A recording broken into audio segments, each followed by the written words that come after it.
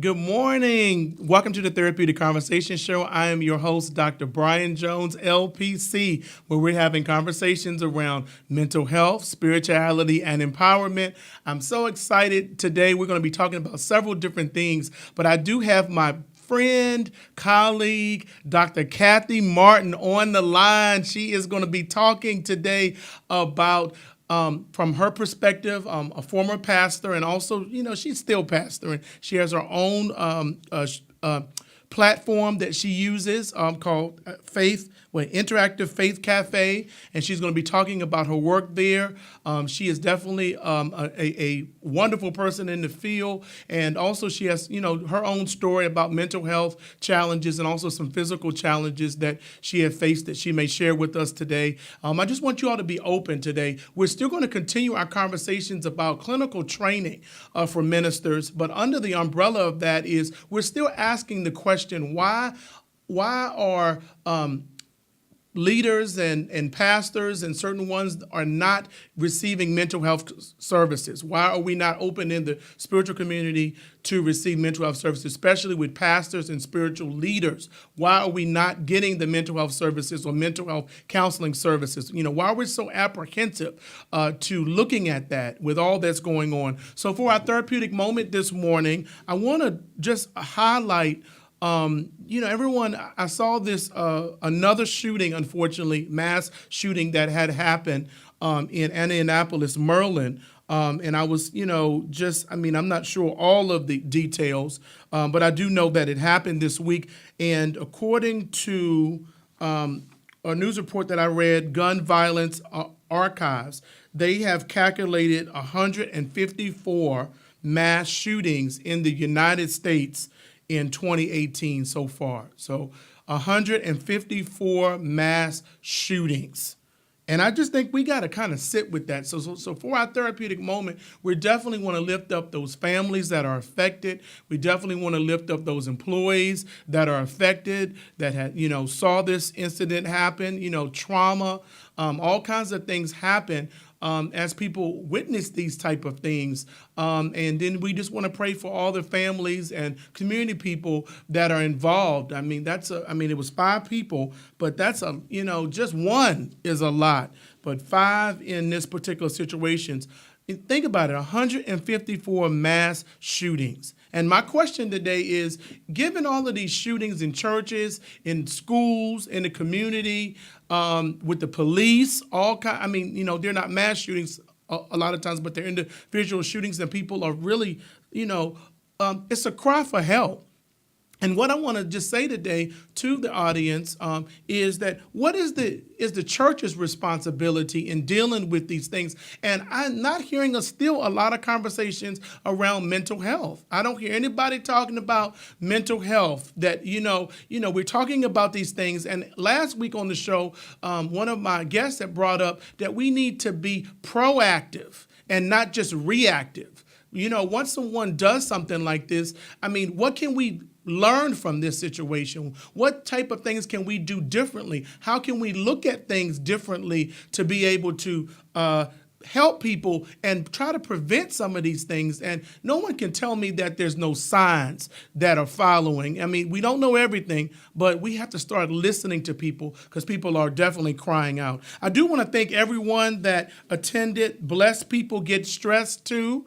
And that was a wonderful event, and I'm going to thank everybody formally in a few minutes. But let us go ahead and open up in a word of prayer, and even as we're thinking about those families and communities that are affected. God, we thank you for this moment in this time. We thank you for Dr. Cathy Martin being a part of this show and even in the conversation. And God, your people are hurting. And God, you have called us to be repairers of the breach. And today, I don't know who's going to hear this. I don't know who's going to be encouraged today, God, but we just are praying that you would just use us, use these words, use these airways, use 108 Praise Radio and Courtney and the staff here, to just bless and touch somebody that's hurting, showing someone that, and reminding them who they are in you, God, and that you love all people, God, regardless. It doesn't matter where we come from, doesn't matter what we do. Your love is agape. It is is unconditional, and we love the fact that you love us, God. And I just want people to really hear that and understand that today. And even as we look at all of these negative things that are going on, help us to be the light. Help us to be the example. Help us to guide and lead and help someone, God. And we thank you for all that you have done and all that you're doing in us, through us, and around us this day. In your name we pray. Amen. All right. So, Dr. Cathy, are you with us? Dr. Cathy? All right. I think she's going to be joining. I am here. All I right. am here, Bryan. All right. Hello. Thank you for inviting me to share this time with you on your show. Yeah, so I'm going to jump right in. But first, I just want to thank everybody for Blessed People Get Stressed Too, How to Identify Signs of Mental Distress. And we had it at Victory for the World Church on last Sunday. So shouts out to Dr. Kenneth L. Samuel for opening up the doors for the United Church of Christ, where I am also a minister at, for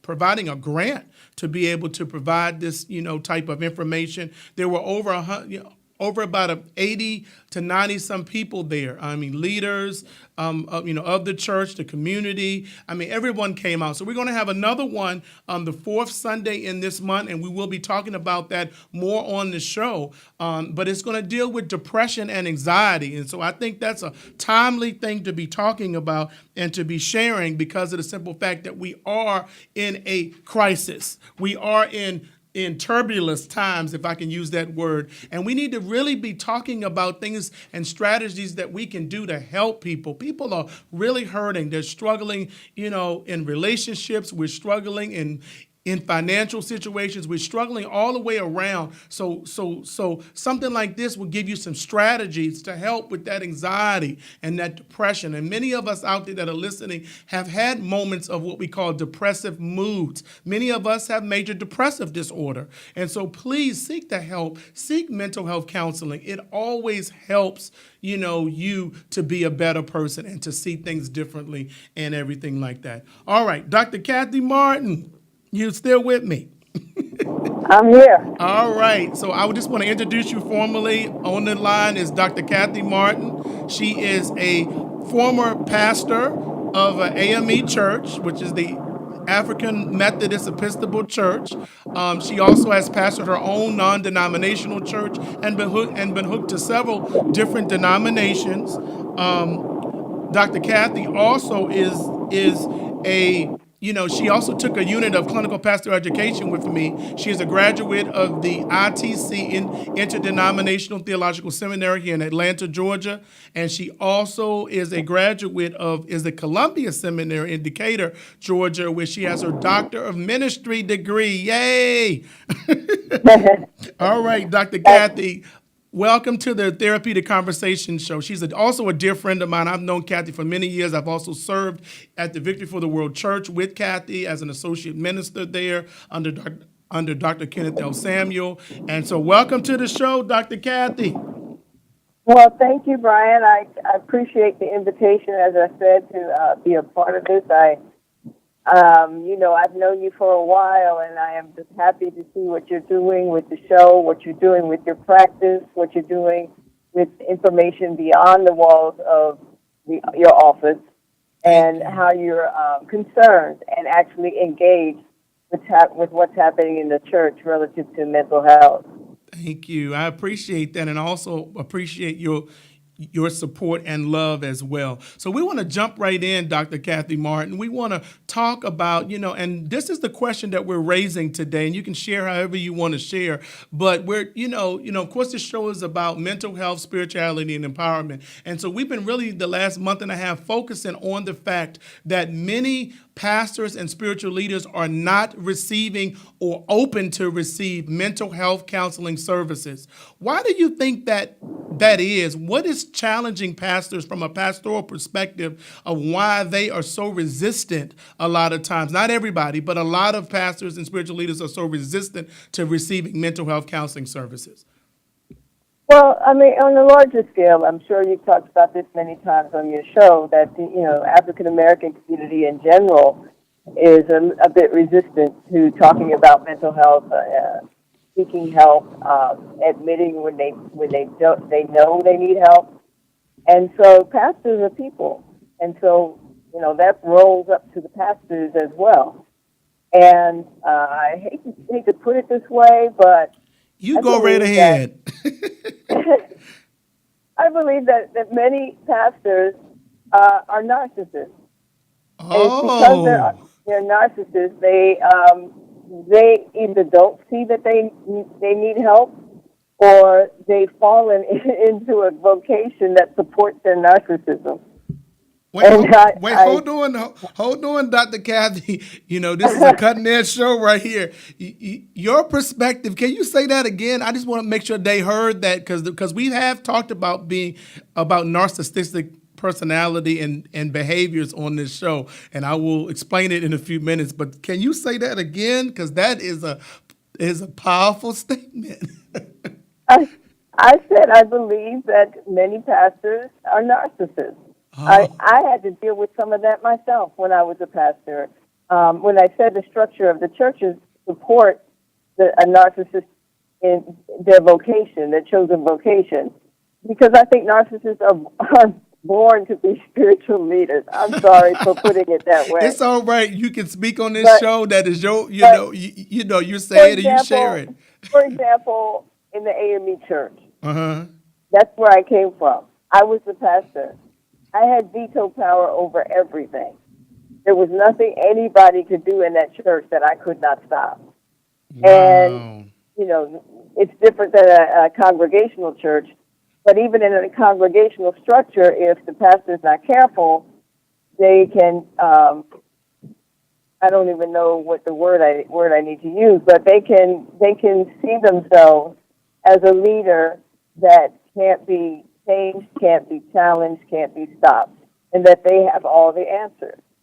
I personally, I'll just share with you, I used to feel that way too, and I was an AME pastor, and I had that veto power, and I had my narcissistic ways. What helped me, and this is what I think we need more of, what helped me was one of the parishioners was bold enough to speak up and confront me on it. Oh.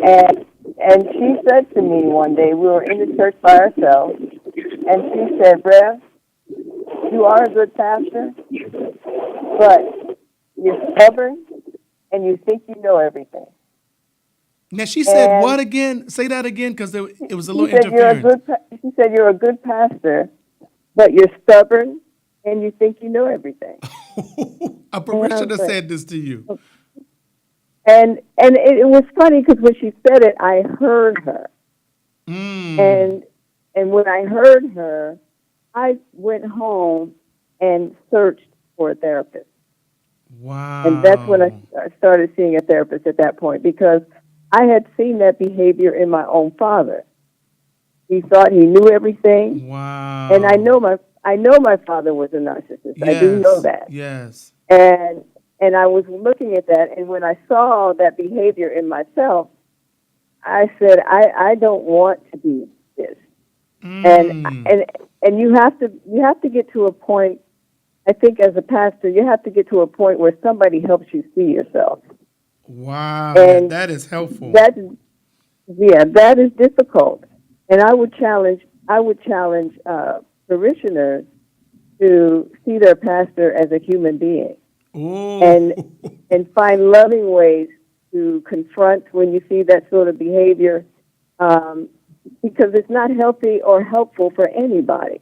Yes. And so, so I would challenge not just the pastors, but also the congregants, that to recognize, we talk about church family. Yes. To start acting like a family. Yes. In a family, you're not afraid to talk to other people. You're not afraid to tell people what you see.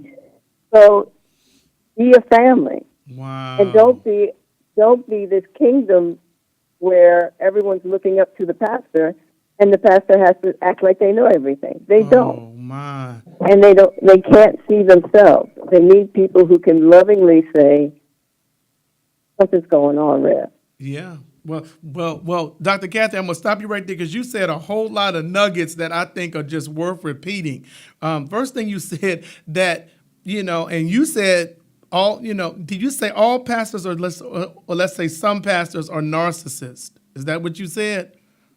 I said many pastors Many are. pastors are narcissists. I mean, and I think that opens up a whole nother door because some of this is systematic and it's institutional, lies as far as this Hmm. narcissistic personality. And so what are we talking about when we talking about narcissistic personality? We talk about people that are really into themselves and self-centered and everything centers around them.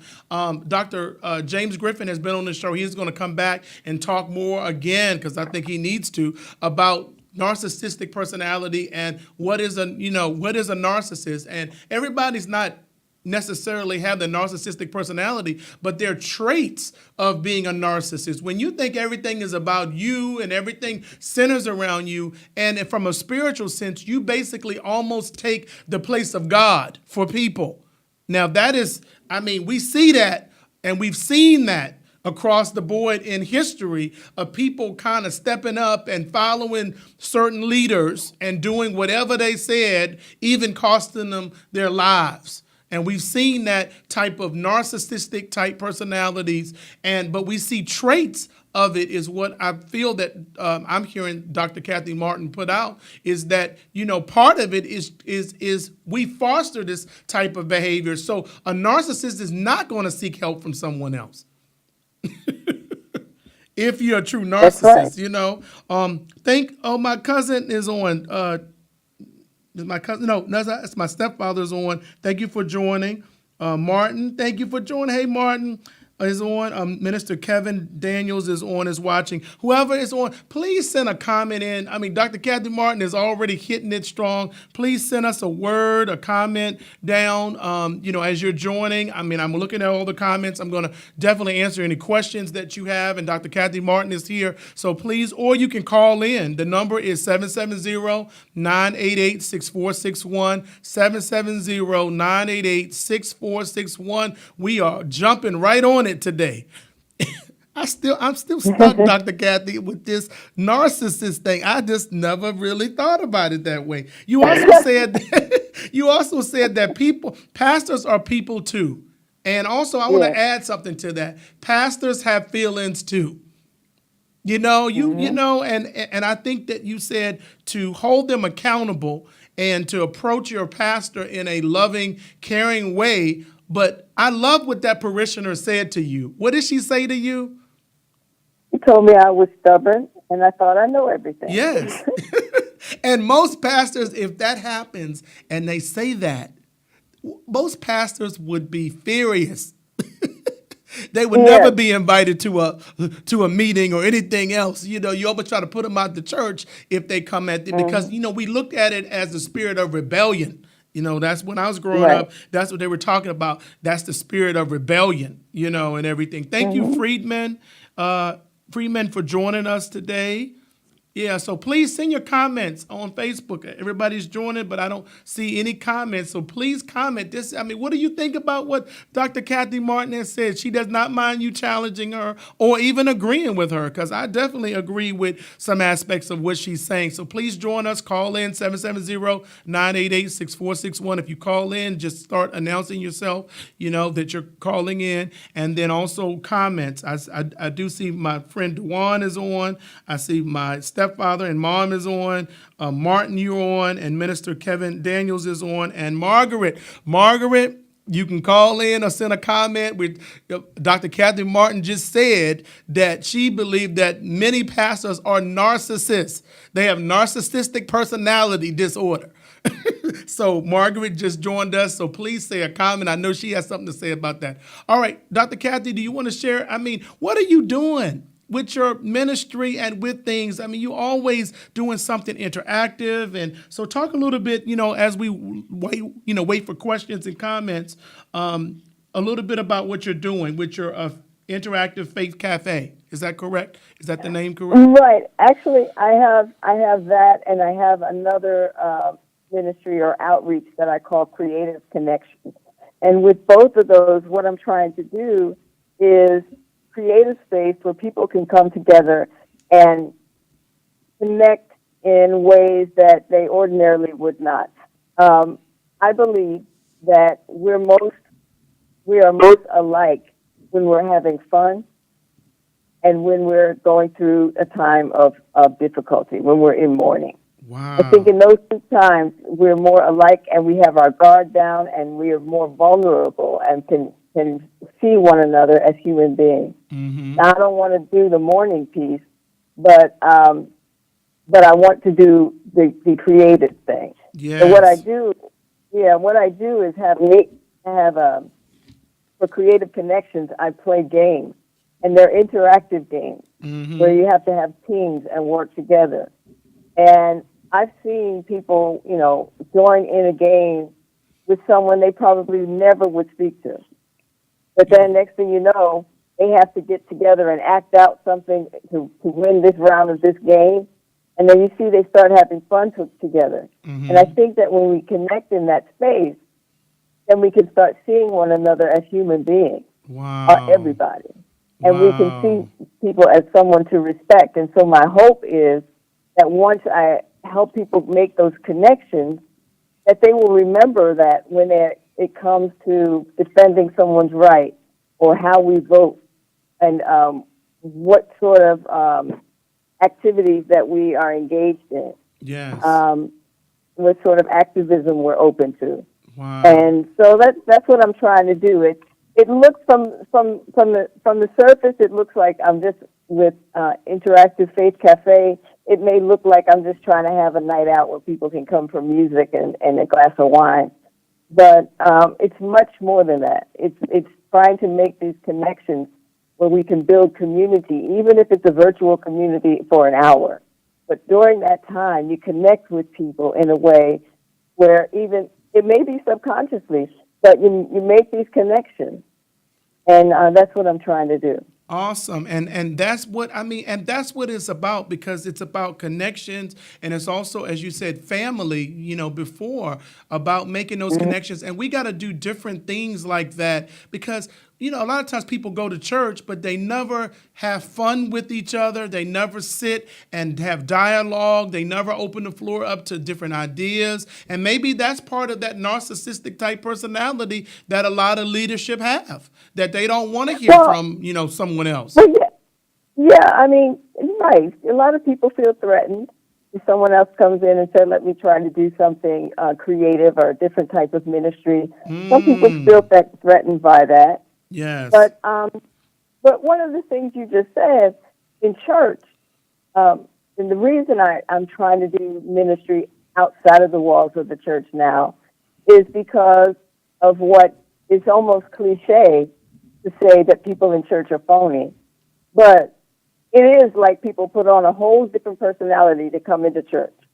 Oh. And then are not real, always have their guard up, thinking I have to act a certain way, or I have to respond in a particular way, and I have to protect myself so this person doesn't know that I have a problem, because I need to be able to say I'm blessed and highly favored. So if they see that I'm struggling today, if they see that I need somebody to give me a hug today because I'm hurting, if I let them know my real self, then they won't like me. Then they'll think negatively of me. But if truth be told, all of us, when we go into church, there's something going on. There's something that we either bring into the situation, which is a help, or there's a need that we have, that we're trying to meet that need. Correct. And so, so I think I'm doing these other creative type of things where I can kind of catch people with their guard down and teach them how to love each other. Wow, now that's powerful right there. Look, you better get that copyrighted. Say that again. That was good. Teaching people how to do what? I'm catching people with their guard down so I can teach them how to love each other. Oh my goodness. Now I like that. That's a book right there. Somebody just put a little heart. They did a check on Facebook about that. And Minister Kevin Daniels says, I think that the narcissism of some pastors in leadership adds subconsciously to church hurt of congregants. I agree with our sister. So Minister Kevin Daniels is agreeing with you about that. And he's talking about that it's adding to church hurt. I mean, definitely, narcissists are out to hurt people. They don't even realize, they don't see it. So you're right on it, Minister Kevin, because, I mean, that's what they do. I mean, they do not consider the feelings of other people. It's all about them. Everything centers around them. And the more we talk about this, the more I'm seeing it, and I've had experiences with this narcissistic type personality in spiritual leadership. I do. I'm seeing it. So, I mean, it's definitely vital. Huh? It's all around us. Yes. I mean, like I said, even myself, and I don't think I'm in that space now because I've been through enough therapy and so forth that I know my own challenges around mental health. Mm-hmm. And I'm addressing the challenges every day around my own mental health. Yes. Just like I manage my physical illness, I manage my mental and emotional illness, and I'll call it an illness because it's not. I'm not ashamed of it. Yes. I know that I have to treat the depression that I have and other mental issues that I have. But if you go get your therapy, your psychiatrist, do what you need to do, you can lead a normal life and not hurt people. Wow. These pastors could lead normal lives and not hurt people. And if they were to get some help, they'd be happier people. Oh, wow. Now that's because I don't think they're happy people in a real sense. Because maybe they're feeding that need for control. Yeah. But when you're feeding, I believe when you're feeding that need for control, there's always a part of you that's afraid to be found out. Yes, the need for control. And so if they could heal that, I mean, they'd be so much more powerful because you put together the energy that comes from being a narcissist, that I'm in control. Okay, we'll open the door to some possibility, to some other people, to some other thoughts. Yeah. Heal that part of you. Yeah. And you'd be a powerful person. Wonderful. And I mean, and that's the truth. And that need for control there is an insecurity. They're really insecure people. Absolutely. But, if you have to, and think about this from a psychological standpoint, if you have to control everything and, everything has to be under your control and your command, you're insecure. And I think that's point two. I think if we're going to say that many pastors are, narcissists, we then going to say that a lot of them are definitely insecure people. Which is why I think it's so important what I said before about the church recognizing, we say we're a church family, and be a family, and love each other, and support each other, and create a space where the pastor knows he or she is safe. Yes, and that's also dealing with the accountability. So join us, please, 770-988-6461. If you have a comment, I know we're talking about a sensitive subject here, but hey, this is what we do on the Therapeutic Conversation Show. And please, I see comments, I see hearts.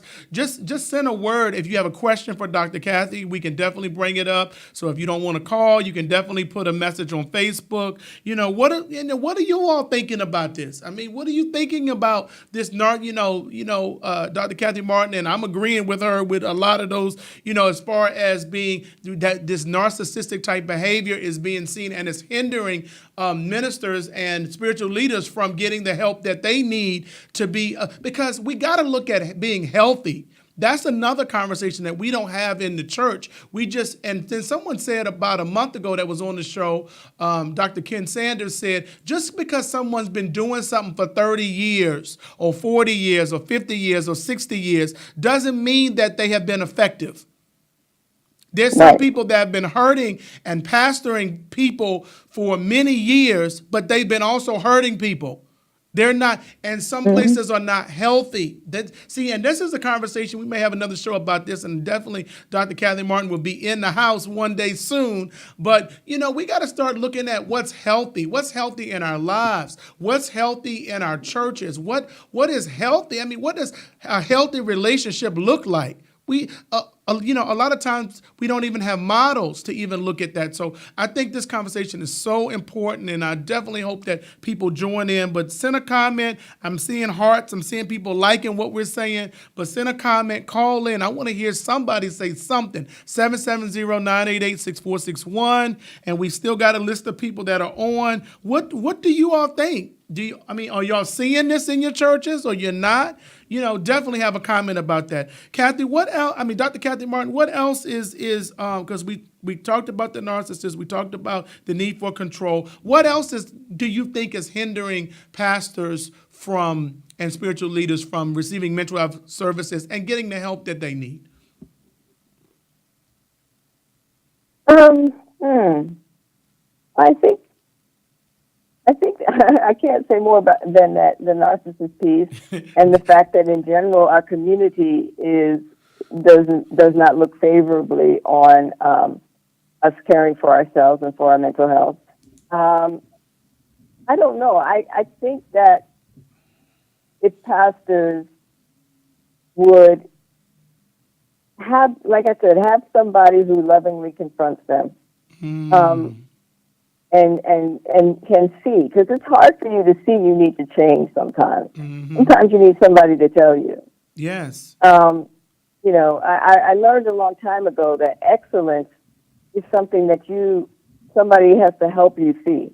That excellence is something that happens outside of yourself, and you're always reaching for it. Yes. So yes. if pastors, one of the things that would help would be if pastors were required to do more training. If denominations would require pastors to get to, PPE, do whatever they need to do to grow in terms of their awareness of their mental health, and then in that there's the self-examination that goes along with that process.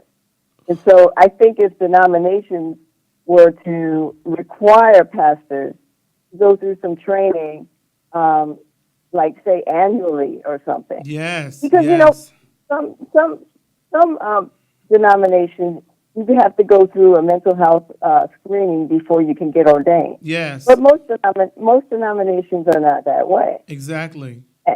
And even the ones where you have to go through that assessment, you can trick an assessment. Exactly. You're right. You can fake your way through. So you still need somebody to hold you accountable. Yeah. And be able to see. And then we have to stop looking at everything as such a spiritual thing. Yes. Pastors know better. Everything that happens is not because somebody is hit by the Spirit. If sister whatever falls out the same time, the same place every Sunday, something's wrong. She needs some help. And the pastor needs to be able to identify that. Hold on, Dr. Cathy. Say that again, because you said a whole lot. Say that part again. You said if a sister does what in the church? I said if sister so-and-so falls out every Sunday in the same place, something's wrong with her. She needs some help. Yes. So we got to look at this behavior, and they got to know how to also assess this type of behavior. Right. You are really on it today. I'm loving it. But there's another side to it, though, that, we look at our society now, right? And you see, I'm about to give you a really strong shift. All right, you go ahead. You look at our society now, and you look at everything that's going on. Our Supreme Court is one way, and all these different things are happening, and children taken away from their parents. There are things that we need to address, and social issues that we need to be able to respond to, just like the good old days. We have to go back to like the civil rights movement and have the churches involved with what's going on. Yeah. But we have to. We've already moved some from the prosperity gospel. Yes. But we have to move a little bit further, because we have to recognize that we connect on the spiritual level here on earth. We need to stop trying to get people saved to go to heaven and try to get people conscious to learn how to create heaven on earth. Yes. And we don't talk about, Jesus talked like that. Jesus talked about all that. His gospel was about how we create heaven on earth, how we treat one another here. But somehow we've gotten caught up in the wrong thing, and pastors are trying to do and say whatever gets people to shout. Wow. And people don't need to shout all the time. People need to think, and people need to be pushed. Yes. And so the pastor in that regard, oh, Bryan, I can't believe you're making me go here. Go ahead. You go right ahead. This is an open show. All right. The pastor in that regard has to be focused on more than building their church and getting people to heaven. Oh, They have to be informed about what's going on in the community. And I think that might even help some of the narcissism too. But you have to be informed, and you're educating yourself all the time, so that you can engage in what needs to happen here on earth right now. Because that's what Jesus tried to get us to do. Yes. And Dr. Cathy, you just said it clear. I mean, and you went back to this requirement, and part of being in a family is the accountability piece. And then you also talk about requiring training. And that is the key right there. I think that even if they have narcissistic type personalities, and as you said, they get hooked more to the community, then they'll be more apt to see hurt. They'll be more apt to see pain within themselves first, and then be able to identify and see that in other people. I'm going to say that again. They'll be able to see the pain within themselves and the brokenness within themselves first. Then they'll be able to address and maybe help the pain in other people. But I think that clinical pastoral education, and we're going to definitely have a show, and we've been talking about this since we've been on the air, but I mean, clinical pastoral education is so vital because it helps the minister, it helps the spiritual leader, it helps leadership to look at what are your motives for ministry, and it also brings a therapeutic part where you're in a group of peers and also a supervisor that holds you accountable for some of the things that you're doing, questions and probes, and also provide some interventions for some of the things that ministers encounter in life, where they can be real, they can take the mask off. There's no titles that people are following as bishop and apostle and all these other different titles that we have, that, you're just, if I was in the group, I'm just Bryan. I'm not Dr. Bryan. I'm not LPC. I'm just Bryan, and I'm a human being.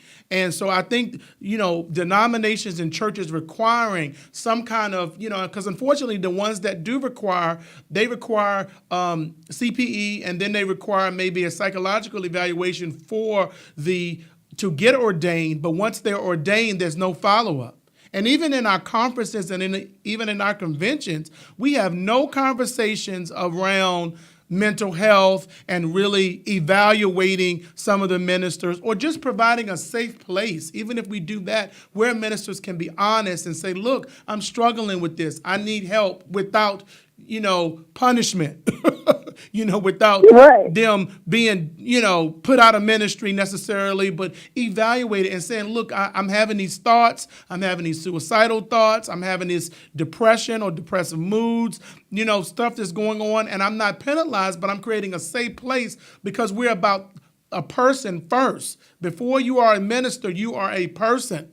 And you have challenges, like all of us. I've had challenges. You've had challenges. And many of us have had challenges. All of us are challenged in some way. And I think that we really got to work on that and create these safe places, these retreat centers, and certain things that I have been praying for and looking at, and hopefully, I would definitely create some places. But across the nation, we need to be really having this conversation. So, Dr. Cathy Martin, you have laid it on us, I tell you today, but that accountability and requiring that as a part of their spiritual. And until we can look at it as part of our spiritual development, mental health as part of our spiritual development, we can't do any work. Mental health is part of your spiritual development. It is part of your spirituality. If you cannot comprehend, you do not understand, your consciousness isn't there. Your understanding isn't there. Even the Bible talks about get wisdom and get an understanding. And if you can't understand some things, you can't be effective. You go around hurting people. It's a thin line between hurting people and helping people. And I think that's some of what I'm gathering from what you're saying, Dr. Cathy Martin. Wonderful. Anything else you got to add? Because you have definitely dropped it on us. We have a few more minutes left, and and I can't wait till you come. Are you going to come in the studio and see me? Yes, I will. Because you are on it, and I love what you're saying. And we need to be challenged. And you're challenging us. You're having a call to us, and things like that. So what can we do? I mean, it's almost like a Joe Madison. He's a radio personality, and he always talks about things that are going on. He's on Sirius Radio, and I listen to him every day. But he always asks the question is, okay, we're going to complain. We're going to say this, say that. What can we do about it? What is our responsibility individually, collectively as well, but individually to do about it? That's the question. When it comes to pastors? Yes. And like I said before, what we need to do is have people be able to lovingly have a conversation with their pastor, mm-hmm. and know that you might get some pushback. You probably mm-hmm. will. Actually, what you'll get is that phony face that they give you, like, I'm listening to you, and they're not. And so... I got you. I'm sorry. You go ahead, Dr. Cathy. Just be yourself. Look, this is a therapeutic conversation show. Be yourself. I think what we need to do is just, do the best we can to love each other. Yes, yes.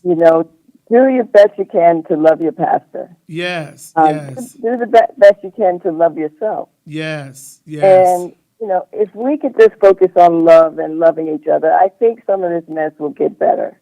Because if we can love each other and create a loving presence, your spirit, your aura will give off a positive vibe, and people will know that you're a safe space. Yes, and yes. So if we can be enough safe spaces for people around us, ooh. Not forcing it on them, but just being. It's kind of like this ministry of presence. Just be there and be loving. Yes, yes. Just be. I love it. And if we can do more of that, I think that's how a change will happen. Yes. And Dr. Cathy, you said it clear, and that's what we're talking about. And so ones that are just joining in, we're still having this conversation on why spiritual leadership and pastors do not seek mental health services. And Minister Kevin Daniels has responded again, and he says, do you think that the source of narcissism stems from the patriarchal male dominance of the church leadership as well as in society? Uh-oh. Did you get that? Uh-oh. Minister Kevin, you on it. Yeah. I mean, I think it's true. I think that it does stem from that, but as I said before, I think that people who have narcissistic personalities are naturally drawn to ministry as a vocation. Wow. And that's, and it'll be interesting that if a doctoral student do some research on that, because that is definitely something that, look, if I was to do a PhD, I would do definitely a research. We have another caller on the line. Caller, please identify yourself. Is there another caller on the line? What? 0324? Caller, we can't hear you. All righty, just chime in because we get ready to end in a few minutes, but chime in definitely if you're on the line, 770-988-6461. So we're still talking. We see Pastor Reverend Kendall Brown. I know you got something to say about narcissistic personality in the pulpit. I see Dr. Reverend Pastor Kendall Brown has joined, a friend of mine, a colleague of mine, and also a prominent minister himself in his own right. I know you got something to say, a comment or something. I definitely want to get you on the show, so I will be reaching out to you, Pastor Brown, Reverend Brown. Yeah, I want to say hello to Pastor Brown. I haven't heard or seen him in a while. I haven't heard from him either, so it's good. I'm just glad you're watching. I do see that he's watching, so he hasn't commented yet, but I do see him, watching this. But this is a powerful conversation. conversation. And Dr. Cathy, I'm telling you, I'm thanking you so much for just your insight and for even taking a risk. And just that's one thing I always like about you, just being who you are. You always have been the same, vocal, even if it costs you. You still just go ahead and put it out there. But this is something, I don't know, I'm gonna have to read an article about this narcissistic personality in the pulpit, because this is what's really going on. We do not, and guess what? When we're narcissists, we do not see the hurt in other people, number one, and then we abuse people. Number two, it's abusive. And that's where I think a lot of this church hurt is coming from, as Minister Kevin has said, too, because people hurt other people. We've heard that statement before. And we got to continue to still lift up the light, encourage pastors, hold them accountable, and really start addressing this need for control and this insecurities that a lot of them are having. A lot of them are having insecure issues, and that's why they have to overemphasize certain things and push certain things because of the simple fact that they're insecure. And we don't have to be. Let's think about these words. Therapeutic, that we need to be therapeutic with people. That means caring. That means being there, holding their hand. A lot of ministers and pastors need to be trained on pastoral care. It's not caring for the pastor, as we talked about last week. It is caring for ourselves as well as the congregation and the life of the congregation. And then lastly, we need to be looking at healthy congregations and safe places. That's what Dr. Cathy Martin had put out as what can we do about it? Create these safe places where pastors and ministers and leaders can share and talk about their feelings and be honest without being punished, without being in the AME church sent to a non-producing church and all of these type of things because we spoke up or because we said that there was a need, and I just think we got to be therapeutic and listening and caring, and love is the ultimate thing, that we got to love each other. We are the body. And if one part of the body is not functioning right, the whole body is not functioning right. So wonderful. Now, Dr. Cathy Martin, is there any closing statements that you would have? What do you want them to know? And then how can they reach you? The best thing for people to do is, as I said before, if you want to immediately engage in doing something helpful, love yourself, and then love everybody you come in contact with. Talk to people in a loving way.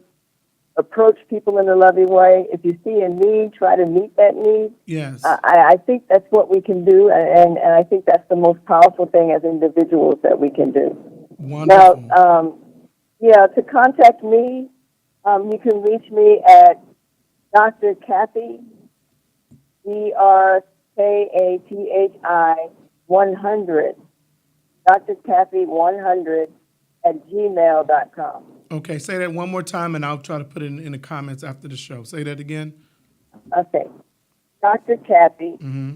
DrKathi 100, 100 at gmail.com. All right, so please reach out to Dr. Cathy Martin. She's definitely available as a speaker, as a presenter. I mean, she definitely is on it when it comes to mental health and understanding those things, and also working as a support for pastors, especially new pastors and stuff, and especially women in ministry. I mean, just cutting edge, very inclusive, and very open. And she's also part of the United Church of Christ movement as well. I mean, and so she's highly recommended. Please reach out to her. Dr. Cathy Martin, thank you for the conversation. And definitely come on the show soon, okay? I'm going to definitely book you on the show. Thank you for the invitation. I hope I didn't say too much. No, you didn't. You said exactly what you needed to say. And I just want to thank everybody for joining us. Barbara Diggin Ingram for joining us. We have my friend Dewan had joined us, my mom, my stepfather, Martin, Minister Kevin Daniels, thank you for your comments today. Margaret for joining us. Kendall Brown for joining us, and Freeman Lamar Thomas for joining us. Thank you all for joining us. Please reach out to us, definitely on the Therapeutic Conversation Show. Please like the page and share as we're on every Saturday from 9 a.m. to 10 a.m. Also, you can definitely reach me at www.joshua-generation.net if you need mental health counseling services. We have 3 locations here in the Atlanta, Georgia area. Please reach out if you need services. You can see myself myself or many other people that are on my staff. And then if you need for me to come into your church, I'm definitely open and and definitely well equipped, definitely to come into your church to offer CPE, clinical pastoral education. That's 1 unit, 2 units or so that Dr. Cathy Martin has taken and many others have taken that will help. This is the training that helps people clinically, ministers and pastors and leaders clinically, to be able to function effectively in ministry. So definitely be open to that. If you need services like that, also mental health services, and just need a consultation, please reach out to me. Our number is 470-545-2297. That's 470-545-2297, www.joshua-generation.net, or you can like me definitely on the Therapeutic Conversation Show, the Joshua Generation Care and Consulting Services, and also Bryan Jones. You can look at me right on Facebook and see some of the things that we're doing. Thank you again, Dr. Cathy Martin, for everything and for all your comments. They were so appropriate, and it's definitely getting us to think and look at things differently. So thank you for your love and your support today. You're welcome. So I definitely, love you too, Bryan. I love you. So join us every Saturday from 9 a.m. to 10 a.m. This is the Therapeutic Conversation Show. I'm your host, Dr. Bryan Jones, LPC. Thank you for 108 Praise Radio for providing a platform for us, and Courtney and the staff for their gracious hospitality and support and just their love. And so reach out, and also like 108 Praise Radio. Please reach out, support, send some good comments. We have some wonderful presenters on here, shows on here, very diverse shows, different angles, but we all are voicing the gospel. So therefore, please join us on that. All right? Thank you. This has been the Therapeutic Conversation Show. Again, I'm your host, Bryan Jones, LPC. Have a great day. Join us again next Saturday, 9 a.m. to 10 a.m.